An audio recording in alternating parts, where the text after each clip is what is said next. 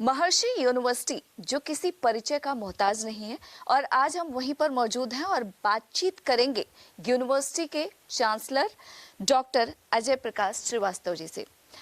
सबसे पहले आपसे मैं जानना चाहूंगी इस यूनिवर्सिटी को लेकर देखा जाए तो आज के युग में जिस तरीके की परिस्थितियां बनी हुई हैं और वैसे में एक यूनिवर्सिटी में इतने सारे छात्र छात्राओं को पढ़ाना अपने आप में एक चुनौती का काम है, कैसे कर पा रहे हैं?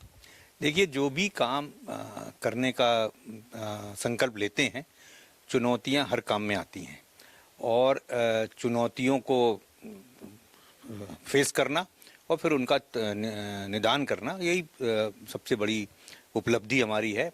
महर्षि महेश योगी जी के आशीर्वाद से ये सब काम हम लोग बहुत आसानी से कर लेते हैं, इसलिए कि जो महर्षि जी के साथ समय हम लोगों ने बिताया, पिछले 50 साल से ज़्यादा का समय महर्षि जी के साथ बिताया, तो उससे ये सब ज्ञान आया कि कैसे इस तरह के प्रोजेक्ट, जो भी तरह के प्रोजेक्ट करने हो, उसको कैसे हम लोग सफलतापूर्वक कर सकते हैं। महर्षि यूनिवर्सिटी का भी संकल्प महर्षि जी के द्वारा ही लिया गया था और उनके ही आशीर्वाद से यूनिवर्सिटी की स्थापना की गई है। इस यूनिवर्सिटी में हमारे विद्यार्थी जो यहाँ जिस कैंपस में आप हो, यहाँ पे एक यूनिवर्सिटी का कैंपस है, एक लखनऊ में है, एक नई यूनिवर्सिटी अयोध्या में हम लोगों ने शुरू करी, वो भी महर्षि जी के आशीर्वाद से। एक नई यूनिवर्सिटी कानपुर में शुरू करने जा रहे हैं। तो ये सारे काम जो हैं, ये सब इस एक अपने यहाँ मानना है, अपने यहाँ भारतीय पुरातन साहित्य उसका मानना है, ज्ञान का, कि यदि कोई भी अच्छा काम आप करने जब निकलते हो तो फिर आपको सब तरफ से प्रकृति से पूरी सहायता मिलती है। क्योंकि यदि आपका इंटेंशन सही है, आपकी थिंकिंग सही है कि हम जो काम करने जा रहे हैं वो सही है, समाज के लिए उपयोगी है, देश के लिए उपयोगी है, मानवता के लिए उपयोगी है और सबके लिए सफलता, सबको उन्नति देगा वो काम, तो बिल्कुल सहायता सब तरह से मिलती है। इसलिए उस चैलेंज को कर लेते हैं। इसके अलावा बात करें आज के आधुनिक युग की, जहां पर आर्टिफिशियल इंटेलिजेंस की बात करें, इन तमाम चीजों को लेकर लोग काफी उत्साहित भी हैं और कुछ ऐसी पीढ़ी भी है हमारे बीच में जो परेशान भी है। तो ऐसे में इसको लेकर आप सामंजस्य कैसे देखते हैं? देखिए, कोई भी चीज, ये तो उन्नति जो है, टेक्नोलॉजिकल डेवलपमेंट होते रहते हैं और टेक्नोलॉजिकल डेवलपमेंट जो भी होते हैं वो हमेशा नई प्रगति के लिए होते हैं। जितने भी डेवलपमेंट होते हैं उसमें खैर कुछ शांति में उपयोग करते हैं, कुछ जो इस तरह की प्रवृत्ति के लोग होते हैं जो उसका दुरुपयोग करते हैं, वो तो एक अलग इशू है। लेकिन अल्टीमेटली जो है, जो भी काम किया जाता है वो हमेशा डेवलपमेंट के लिए, समाज के डेवलपमेंट के लिए होता है। आर्टिफिशियल इंटेलिजेंस बहुत अच्छी चीज़ है जिसका आगे जाके हम लोगों को बहुत फ़ायदा होने वाला है। लोगों को इससे और ज़्यादा उन्नति होगी। जो भी काम हम लोग कर रहे हैं आज, कितना एडवांसमेंट देखिए मेडिकल साइंस में हुआ है, हर जगह एडवांसमेंट हुआ है। आज से आप 50 साल पहले का लाइफ देखिए, जब कंप्यूटर बहुत कम लोग जानते थे क्या होता है, और आज कंप्यूटर जो है हर जगह उपयोग होता है। एक समय था जब बैंकों में कंप्यूटर लाना था तो बैंक वाले स्ट्राइक करते थे कि हमारे यहाँ कंप्यूटर मत लगाओ, हमारे यहाँ कंप्यूटर लगाओ तो लोगों की नौकरी खत्म हो जाएगी। ऐसी धारणा मन में गलतफहमी से बन गई थी। आज वही बैंक वाले बिना कंप्यूटर के 4-5 मिनट काम भी नहीं कर सकते।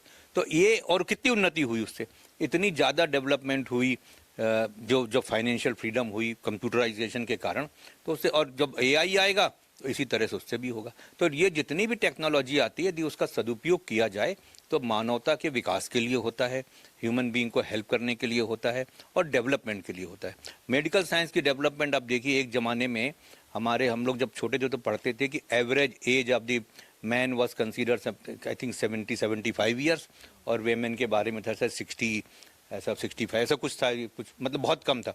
और आज की तारीख में 80-90 साल तक लोग आराम से रहते हैं, स्वस्थ रहते हैं, क्योंकि मेडिकल साइंस ने उन्नति कर ली। और कहाँ से उन्नति आई? टेक्नोलॉजिकल डेवलपमेंट से। तो एआई जो है उसी तरह से आगे उन्नति करेगा, लोग स्वस्थ रहेंगे, समृद्ध रहेंगे और खुश रहेंगे। तो आपको नहीं लगता है कि एआई के जमाने में मानवीय मूल्यों को बचाना भी एक बड़ी चुनौती है?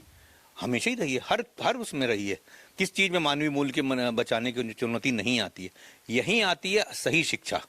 यहाँ पे जिस मानवीय मूल्य को कौन सिखाएगा आपको? आपके जो एजुकेशनल इंस्टीट्यूशंस हैं, स्कूल हैं, कॉलेजेस हैं, यूनिवर्सिटी हैं, यहीं पे विद्यार्थियों को मानवीय मूल्य की भी शिक्षा दी जाएगी, जाना चाहिए, और कहीं कहीं दी भी जाती है।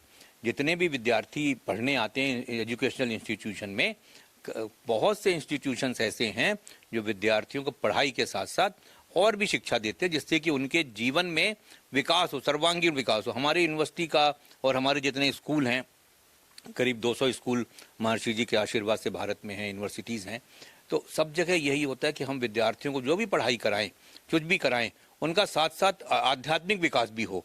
जिसको मानवीय मूल्य आप कहते हो, उसको वही आध्यात्मिक विकास भी उनका हो, उनकी चेतना का विकास हो, उनकी थिंकिंग का विकास हो, उनकी क्रिएटिविटी बढ़े, और साथ ही साथ सर्वांगीण विकास जिसको हम लोग बोलते हैं, हर तरह से विकास हो। तो हर एजुकेशनल इंस्टीट्यूशन का ये दायित्व होता है कि अपने विद्यार्थियों को जो आप मानवीय मूल्य बोलते हो उसकी शिक्षा दें, और बहुत से इंस्टीट्यूशन देते भी हैं। इसके अलावा बात करते हैं नई शिक्षा नीति की, जिसको लेकर पूरे देश भर में एक वक्त में जब लागू हुआ तो बड़ा बवाल भी हुआ। इसे आप कैसे देखते हैं? बवाल तो मैडम ऐसा है, जब भी कोई नई चीज़ चालू होती है बवाल तो होता ही है, क्योंकि कुछ लोग उसको समझते हैं, वो एक्सेप्ट करते हैं, जिनको चीज़ समझ में नहीं आती है वो उसके लिए उसके ऊपर विरोध करते हैं। जब समझ जाते हैं तो विरोध उनका कम हो जाता है, और कईयों सिर्फ विरोध के लिए विरोध करते हैं।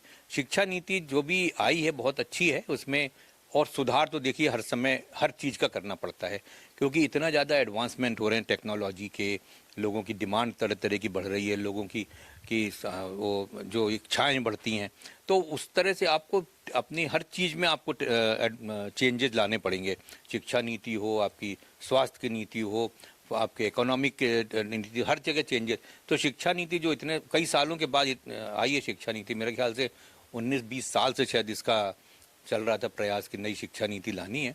शिक्षा नीति जो नई आई है बहुत अच्छी है, लेकिन हर समय उसमें सुधार की आवश्यकता है, और सुधार होता रहेगा। मैं ये मानता हूँ कि हमारी जो सरकार है, जनता के द्वारा चुनी जाती सरकार, तो जो सरकार जनता चुनती वो सरकार उसको मिलती है, और उस दृष्टि से जो सरकार इस समय है जनता ने चुना है, तो इन्होंने शिक्षा नीति लाए हैं, और जो आवश्यकता होगी उसमें सुधार करने की वो बिल्कुल करेंगे, करना भी चाहिए और करते रहेंगे। तो शिक्षा नीति अच्छी है, उसमें कोई ऐसी कोई चीज़ नहीं जिसके लिए हम कोई कहेंगे बहुत ख़राब है। उसमें अच्छी चीज़ें हैं, और भी अच्छी हो सकती है और होती रहेगी वो। यदि आपकी बात करें, एक आधुनिक युग के चांसलर हैं आप, और आध्यात्म की भी आप बात करते हैं, विज्ञान की बात करते हैं, इन सब में तालमेल कैसे बैठ पाता है? देखिए, आधुनिक युग जो है ना, ये कोई ऐसा नहीं है कि कोई अलग युग है, वो तो एक पुराना चला आ रहा है, अब आज के दौर में आधुनिक युग हो गया। हमारा जो भारत का जो इतिहास है, अपने देश का जो सनातन काल से चला आ रहा इतिहास, कोई आज का इतिहास नहीं है हमारा, 1000-2000 साल पुराना नहीं, हमारा तो हजारों साल पुराना इतिहास है, और वो ज्ञान भी है। तो वो अध्यात्म जिसको हम लोग अध्यात्म बोलते हैं, अध्यात्म क्या है? अध्यात्म है आपके जीवन का विकास, सही रूप से विकास, सकारात्मक विकास जिसको बोलते हैं, पॉजिटिविटी बढ़े जीवन में, वही तो अध्यात्म। और क्या अध्यात्म है? अध्यात्म के लिए कोई आपको जरूरी थोड़ा ना कि सुबह शाम बैठ के पूजा ही पाठ करनी है। हमारे लिए हम अपने विद्यार्थियों को सिखाते हैं आपका आध्यात्मिक विकास कैसे होगा। बहुत सिंपल सिद्धांत महर्षि महेश योगी जी ने दिया है, भावातीत ध्यान का। भावातीत ध्यान के द्वारा, भावातीत ध्यान के नियमित अभ्यास के द्वारा आपका आध्यात्मिक विकास होगा। हम लोग अपने विद्यार्थियों को, जितने स्कूल के, कॉलेजेस के, यूनिवर्सिटी के विद्यार्थी हैं, सबको यही सिखाते हैं कि आपको सुबह शाम महर्षि जी द्वारा सिखाया गया भावातीत ध्यान का अभ्यास करना है। और भावातीत ध्यान का अभ्यास क्या है? 20-25 मिनट सुबह, 20-25 मिनट शाम को, इससे ज़्यादा नहीं करना आपको। सीखने में 5 दिन लगते हैं, उसमें भी बहुत समस्या नहीं है, 1-1.5 घंटा रोज लगता है, 5 दिन में आप उसको सीख लेते हो। उसके बाद अपने घर में अभ्यास करो, स्कूल में आओ, यहाँ अभ्यास करो, सुबह शाम 2 बार आपको अभ्यास करना है। बहुत ही सिंपल प्रक्रिया है, इसमें कोई लाइफ स्टाइल चेंजेस नहीं है, इसमें किसी तरह का आपके ऊपर बंधन नहीं है कि आपको ये करना है, सुबह उठ के 4 बजे नहाना है तभी ध्यान कर सकते हो, ऐसा भी कोई बंधन नहीं है। बैठने में भी महर्षि ने कहा जिस आसन में आपको सुख मिले, हम लोग बोलते हैं शार्ट में सुखासन, जिस आसन में सुख मिले, आप कुर्सी में बैठे हो, सोफे में बैठे हो, जमीन में बैठना चाहो, जहाँ भी बैठ करके आपको आराम मिले उस आसन पे बैठ करके आपको भावातीत ध्यान करना है। 15-20-25 मिनट सुबह, 15-20-25 मिनट शाम को, भोजन के पहले। इतनी कंडीशन लगाते हैं उसमें, आराम से बैठिए, सुखासन से बैठिए, भोजन के पहले करिए। तो ये सब ये जो ध्यान होता है, इससे क्या होता है? इससे व्यक्ति का विकास जो है सात्विक विकास होता है, उसको थिंकिंग सात्विक होती है। भावातीत ध्यान से क्या होता है? आपके जो मन के तनाव हैं, जो स्ट्रेसेस हैं, वो कम हो जाते हैं। स्ट्रेसेस कम होते हैं, तनाव कम होते हैं, तो मन की थिंकिंग क्लियर होती है। थिंकिंग क्लियर होती है तो क्रिएटिविटी बढ़ती है। जब आप सही सोचोगे तो सही काम करोगे, पॉजिटिव सोचोगे तो पॉजिटिव काम करोगे, तो आपकी क्रिएटिविटी बढ़ती है, आपकी पॉजिटिव उन्नति होती है, सकारात्मक उन्नति होती है। दो तरह की उन्नति होती है, नकारात्मक उन्नति भी हो सकती है किसी की, आपकी सकारात्मक उन्नति होती है। क्योंकि भावातीत ध्यान करने से जब आपके मन के स्ट्रेस खत्म होंगे तो विचार अच्छे आएंगे, विचार अच्छे आएंगे तो अच्छा काम करोगे, अच्छी सफलता मिलेगी। तो ये सब चीज़ें जो हैं आपको अपने विद्यार्थियों को सिखाना पड़ती हैं। तो उससे क्या है, आध्यात्म जो आपका बढ़ा, जो आपका विकास हुआ, आध्यात्मिक विकास भावातीत ध्यान से, जिसको हम लोग बोलते हैं डेवलपमेंट ऑफ कॉन्शियसनेस बोलते हैं, तो चेतना का स्तर जो है वो ऊंचा होता है। तो वही तो आपका आध्यात्मिक विकास है। और उसके साथ शिक्षा आपको मिल ही रही है, जो कैरिकुलम है वो आपको पढ़ा ही रहे हैं, तो वो शिक्षा भी आपको मिल रही है, आपका आध्यात्मिक विकास भी हो रहा है। तो जब हमारे स्कूल से निकलोगे, हमारे कॉलेज से निकलोगे, हमारी यूनिवर्सिटी से निकलोगे, तो आप एक तरह से परिपक्व होकर निकलोगे, समाज के लिए तैयार होकर निकलोगे, आपका सर्वांगीण विकास होगा और उसको फिर आप जीवन में उतारोगे और कंटिन्यू कर दो। आप देश के लिए बड़े उपयोगी हुए, समाज के लिए भी उपयोगी हुए और अपने घर परिवार के लिए तो उपयोगी हो ही गया। भावातीत ध्यान का जिक्र आपने किया है, आपने बताया, इससे कितना फायदा होगा और आप क्या लोगों से कहना चाहेंगे कि वो क्यों इसे अख्तियार करें, क्यों उनको अपनी जीवन शैली में इसे लाना चाहिए? वो सबसे सीधी सी बात है, इसलिए लाना चाहिए कि यदि बिल्कुल कुछ भी आपको नहीं समझ में आता, कुछ भी बोले हमको कुछ भी समझ में नहीं आ रहा ध्यान के बारे में, एक बात तो सबके मन में सबको पता होगी, हर एक व्यक्ति को तरह तरह के तनाव या स्ट्रेस जिसको बोलते हैं तनाव होते हैं। किसी ना विद्यार्थी को तो उसको तनाव है पढ़ाई पूरी करने का, होमवर्क करने का, परीक्षा का। कोई व्यक्ति ऑफिस में काम करता तो डेडलाइन उसकी होती है, फैक्ट्री में काम करता तो वहाँ वो पूरा करना, प्रोडक्शन की डेडलाइन होती है। हर व्यक्ति को, बैंक में काम करेगा उसको भी टारगेट पूरा करना। तो तनाव तो हर व्यक्ति के जीवन में होता है। भावातीत ध्यान करने से 20-25 मिनट सुबह, 15-20-25 और शाम को, वो आपके तनाव से आपको मुक्ति मिलती है, आपके तनाव कम होते हैं।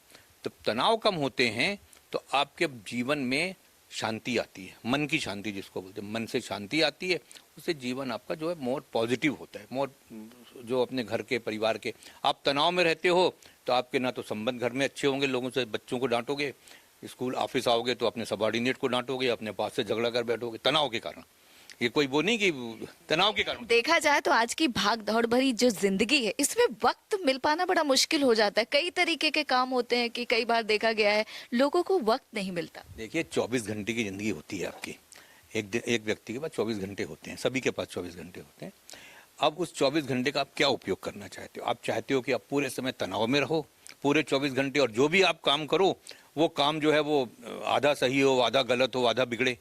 और यदि उस 24 घंटे में से आपने 20 मिनट सुबह और 20 मिनट निकाल दिए शाम को अपने लिए, बाकी तो आप काम करते ही हो, आप घर जाओगे तो परिवार वालों के लिए काम करोगे, ऑफिस आओगे तो अपने बॉस के लिए काम करोगे, या आप बॉस हो तो अपनी कंपनी के लिए काम करोगे। उस 24 घंटे में से आपको कितना निकालना है? 20 मिनट्स मॉर्निंग, 20 मिनट्स इवनिंग, इतना समय तो निकालना ही पड़ेगा आपको अपने लिए, यदि आपको अपने जीवन सुधारना है तो। और यदि आपको तनाव में रहना है वो आपकी इच्छा है। यदि कोई व्यक्ति कमरे में है, अंधेरा है, बिल्कुल कुछ नहीं दिख रहा उसको, वो कहेगा यार मैं तो उठ के लाइट का स्विच जला नहीं सकता, बहुत आराम से लेटना है, मैं नहीं उठूंगा, तो कभी उसके जीवन में उजेला तो आना नहीं है। तो आपको एक प्रयास तो करना ही पड़ेगा, आपको उठना पड़ेगा। आपको यदि बगल में टॉर्च रखी है, या फ़ोन, आजकल तो फ़ोन आ गया उसमें टॉर्च होता है, तो उठा के आपको एक प्रयास तो करना ही पड़ेगा, जलाना तो पड़ेगा, तभी तो उजेला होगा आपके कमरे में।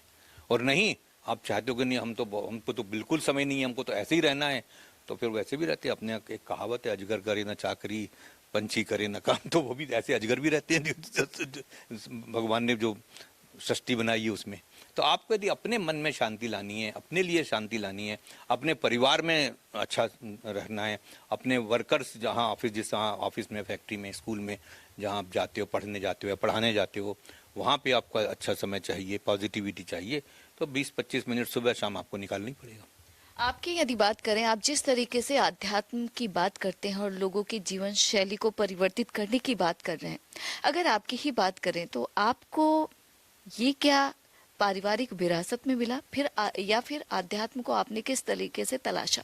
हमारे जो कुछ भी मिला है हमको, जितनी भी बात मैं कर रहा हूँ, महर्षि महेश योगी जी का ही ज्ञान है। महर्षि महेश योगी जी के ज्ञान को ही हम लोग आगे बढ़ाते हैं।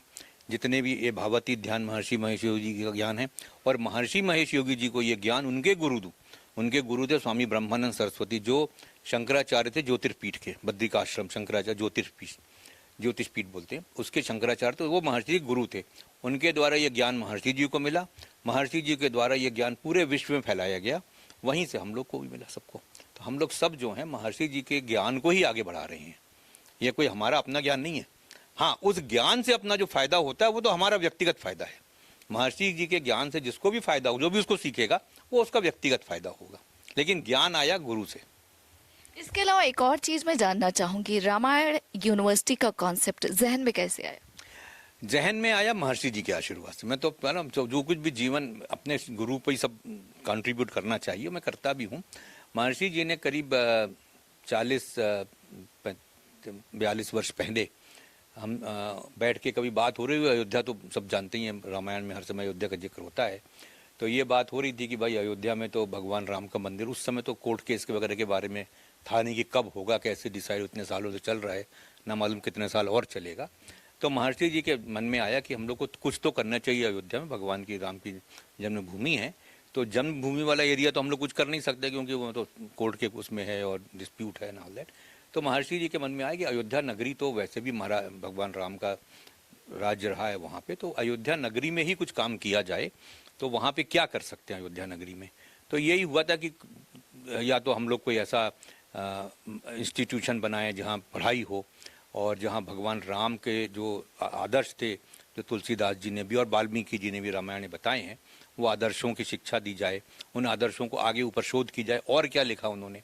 और इसके अलावा अपने बहुत से ज्ञान ग्रंथ अपने समाज में, अपने देश में बहुत हैं, पुराने वेद हैं, पुराण हैं, सब चीज़ें हैं। तो उस दृष्टि से महर्षि जी ने करीब 40-42 साल पहले कहा कि क्या किया जा सकता है। तो ये हुआ कि चलो हम लोग एक प्रयास करते कि वहाँ कोई एजुकेशनल इंस्टीट्यूशन बनाया जाए। वही सबसे सरल है बनाना, क्योंकि और तो कुछ हम लोग बना नहीं सकते प्राइवेट सेक्टर में। और तो ये उस दृष्टि से शुरू हुआ था काम, लेकिन फिर बीच में थोड़ा अड़ंग चीज़ें जैसे शुरू होती हैं फिर रुक जाती हैं। लेकिन जब इनकी सरकार आई अपने योगी जी की, तो ऐसी कहीं योगी जी से उसमें किसी उसमें मुलाकात में उन्होंने पूछा और महर्षि जी क्या चाहते थे, तो हमने कहा उनकी इच्छा थी कि अयोध्या में एक रामायण यूनिवर्सिटी बनाई जाए। तो बड़े उससे उन्होंने पूरा आशीर्वाद दिया योगी जी ने कि आप लोग अपनी फाइल वगैरह लगाइए, फाइल जो आपकी डिमांड रखिए और सरकार जो है नियमानुसार उसको करेगी। तो कर दिया उन्होंने।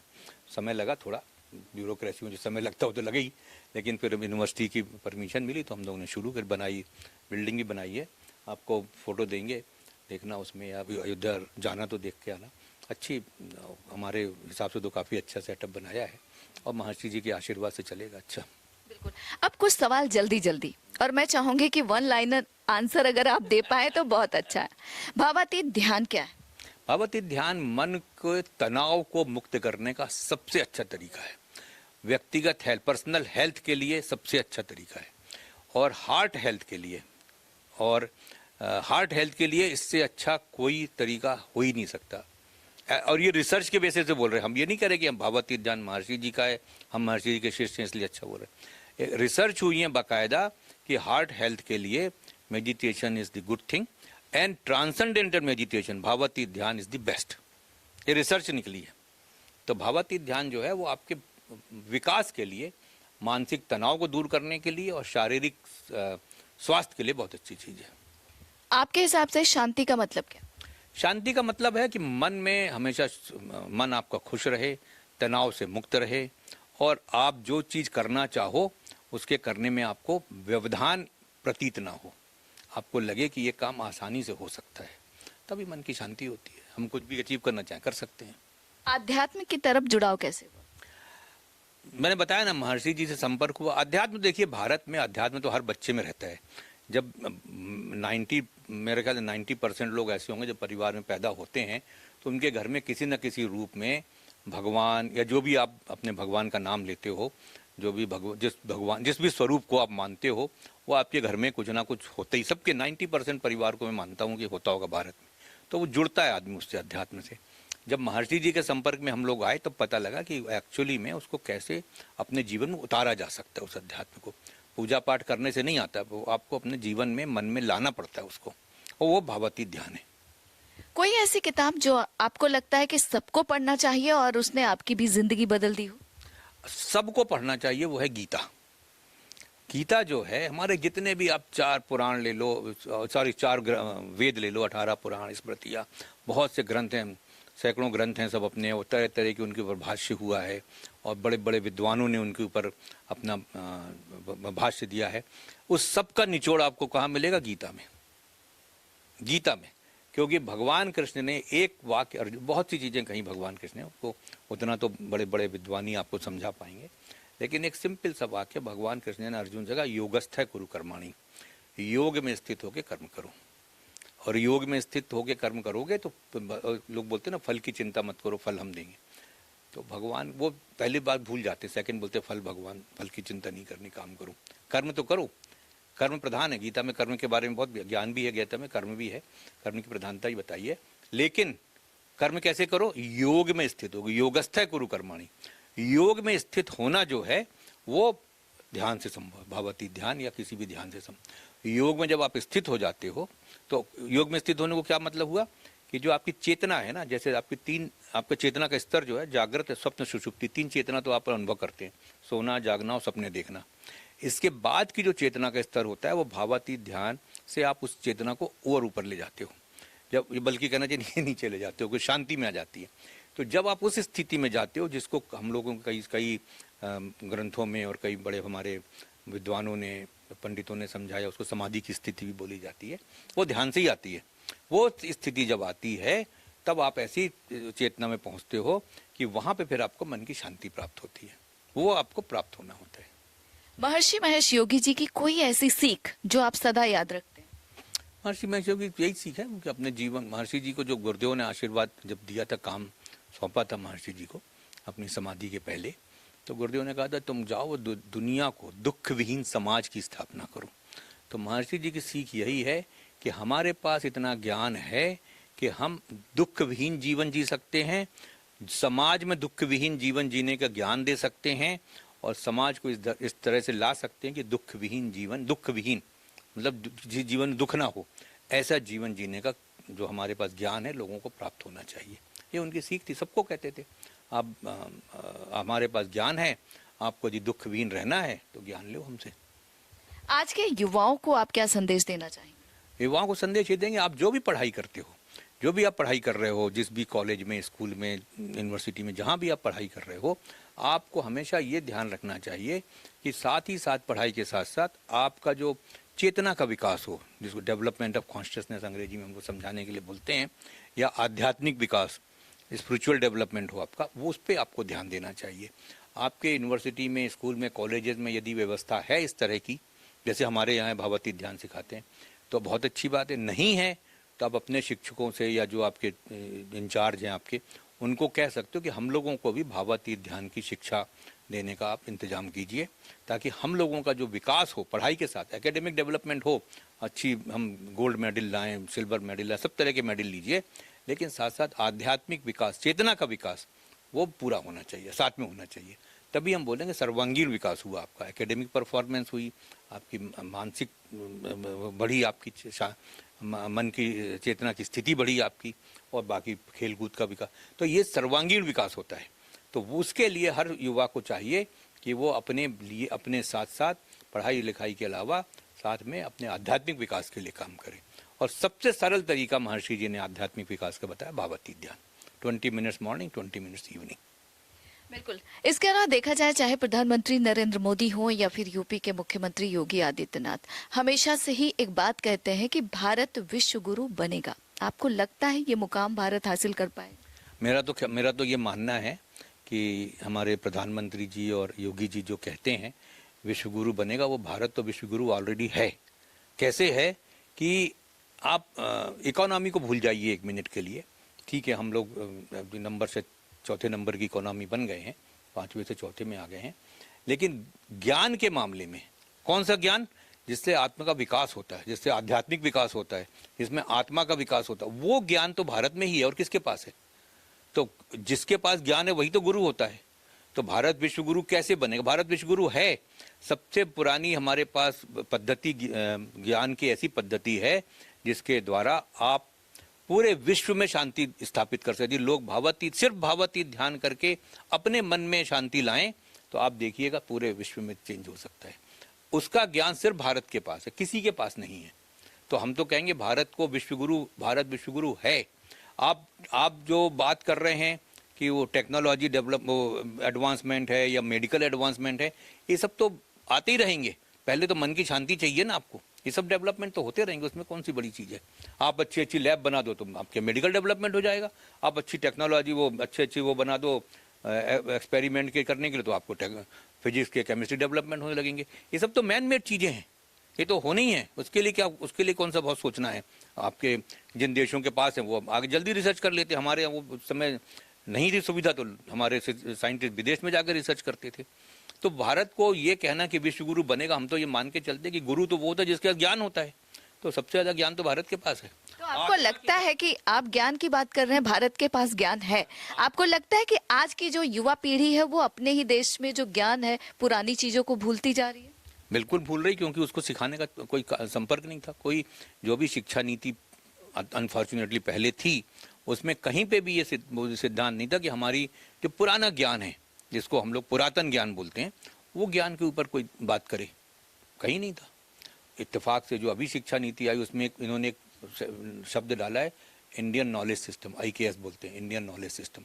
इंडियन नॉलेज सिस्टम क्या है? हमारा जो ज्ञान है, भारत का जो पुराना ज्ञान है, जो 2000 साल के पहले वाला जो ज्ञान, उसका ज्ञान उसमें आना है। तो ये तो भारत में तो है ही वो ज्ञान। वो जैसे ना जब कोहरा छाता तो छिप जाती चीज़ें, वो छिप गया था, 2000 साल तक छिपा रहा। फिर भारत का भाग्य है कि ऐसे लोग आए जिन्होंने रियलाइज़ किया कि हमारा ज्ञान तो पहले से जो छिपा हुआ उसको उजागर करना है। तो वो हो रहा है, और अब चूंकि एक बार शुरू हो गई प्रोसेस तो चलती रहेगी वो।